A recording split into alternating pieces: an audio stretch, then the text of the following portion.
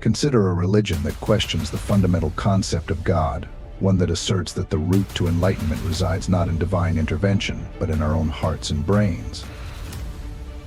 Well, get ready for some real controversy, because that is just what Buddhism suggests, and it has done so for decades. Hello, people who seek wisdom.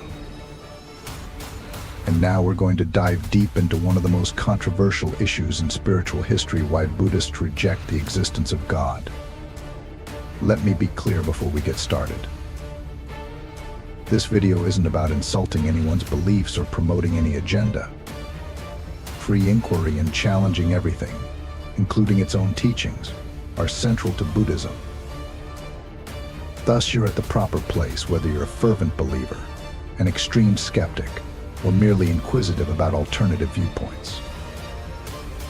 Our goal is to investigate, to confront our preconceptions, and to be receptive to novel ideas. Are you prepared? Come on, let's define our terminology first. Usually when we refer to God, we imply an all-knowing, all-powerful creator who is in charge of the universe. Is I right? The problem is that the Buddha himself never gave this concept much thought. Rather than pondering the ultimate sources of human misery, he was more concerned with finding a solution to it in the here and now.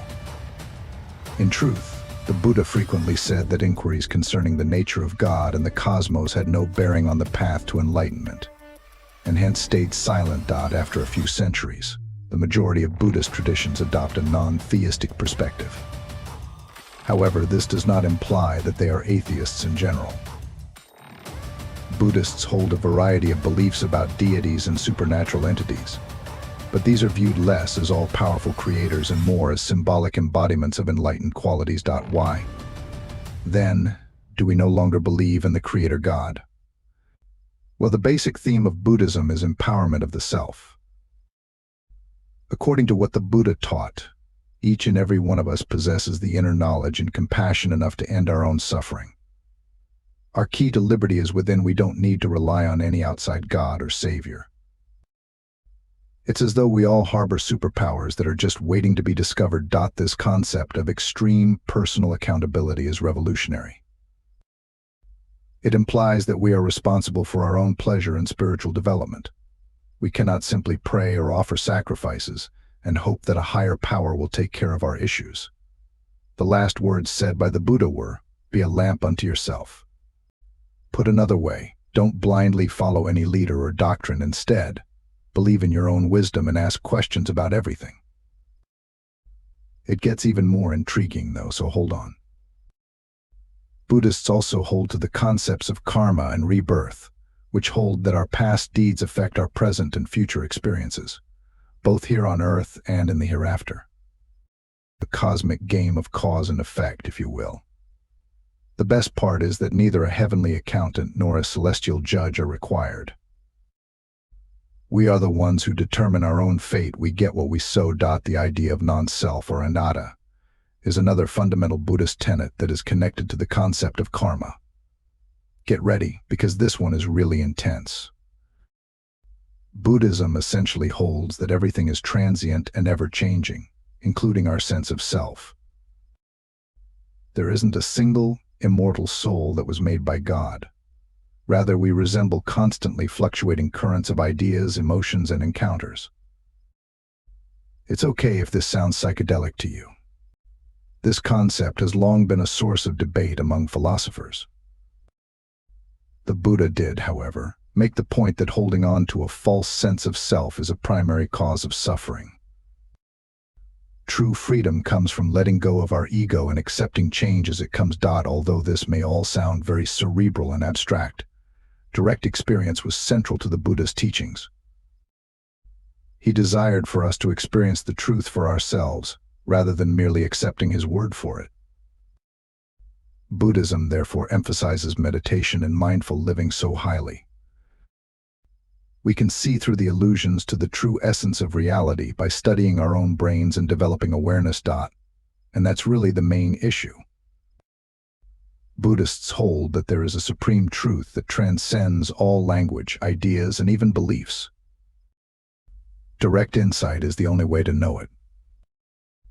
Buddhism, therefore, encourages us to go on a personal journey of self-discovery, rather than debating the existence of God. Similar to a metaphysical treasure hunt, the ultimate goal is to recognize our own infinite compassion and wisdom. In Buddhist history, this reliance on first-hand experience over dogma has produced some really radical innovations. Consider the tale of Sariputta, a disciple of the Buddha. Your path is incomplete because you Buddhists don't believe in God, a nomadic ascetic once confronted Sariputta. Friend, even if a creator God exists, that's no reason to give up on the Buddhist path, Sariputta retorted. Not out of blind faith, but rather because we have personally witnessed that the Buddha's teachings bring about serenity and liberation. We adhere to his teachings. Or take the well-known Buddhist text Kalama Sutta, in which the Buddha warns a group of doubters not to accept anything at face value, not even his own teachings. He exhorts people to look into, challenge, and verify the information for themselves. We've come a long way today, wow. Although the Buddhist view of God is contentious, it forces us to reconsider our preconceptions of spirituality. Buddhism exhorts us to examine ourselves, ask probing questions, and put our faith in our own experience rather than depending on outside rescuers or impersonal doctrines. That's a fairly daring and empowering attitude, whether or not you agree with these ideals. Naturally, this is but a small sample of the extensive discussion between Buddhism and theism. Hey, don't just believe what I say. I urge you to look into these concepts on your own, with an open mind and a critical eye.